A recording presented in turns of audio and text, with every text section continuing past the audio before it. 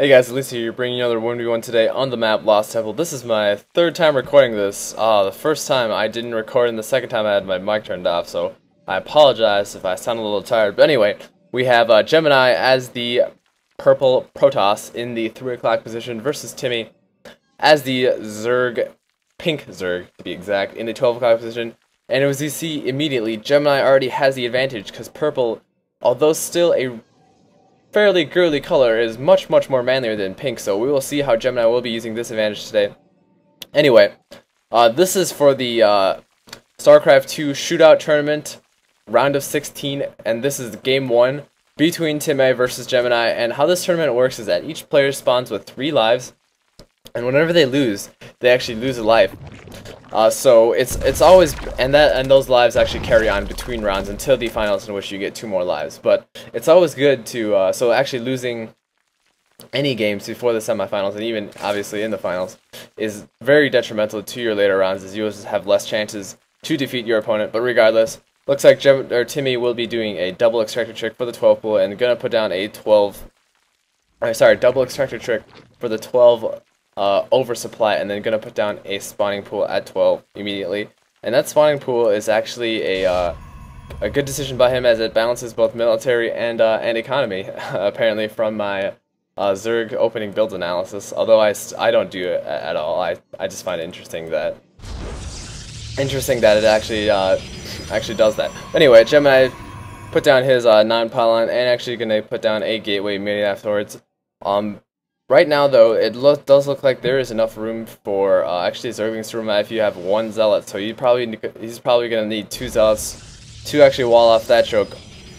And right now, looks like Timmay actually killed a probe here. I'm sorry, I kind of missed that. He killed a probe here that was attacking the spawning pool, and that probe is actually stuck from those 2 drones. And if you're ever in a situation where your workers are stuck because of units, and I've said this again in my previous videos, but you should always just right-click a mineral patch, and they'll actually walk through any units that are blocking it.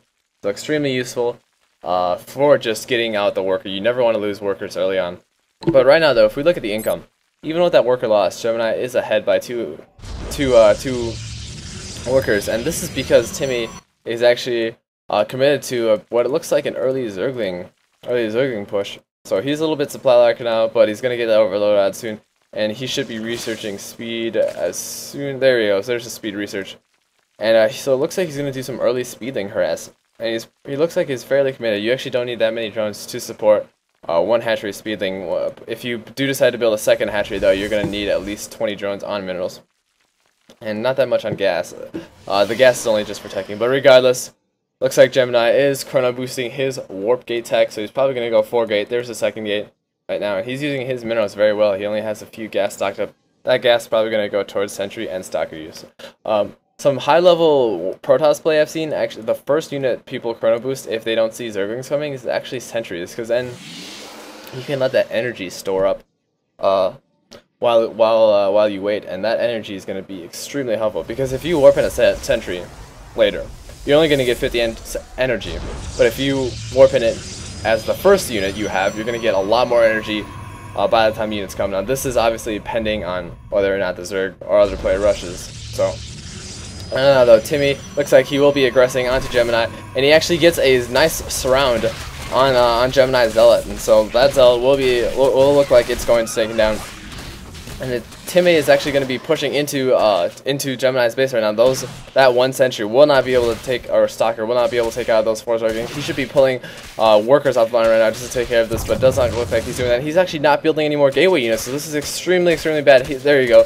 And he actually should be chrono boosting this and canceling those and turning into warp gates right when these guys finish. But it still does look like that Gemini does have the harvester advantage right now, just because Timmay was so committed to this. But Gemini is in big trouble right now. He does not have any units to take care of this, and this is just a huge amount of speeding. He's going to get huge surface area on these probes, and it looks like a lot of these probes are going to die. He's actually making banelings in the side, so once those banelings pop, he's going to go straight for the mineral line, and he's just continuing rallying speedlings in, and Gemini does give him the GG. So, my name is Elisa, and this is game 1 of Gemini versus Timmay in the 16-player Armory Shootout, hosted by Unstable. I'll see you guys later.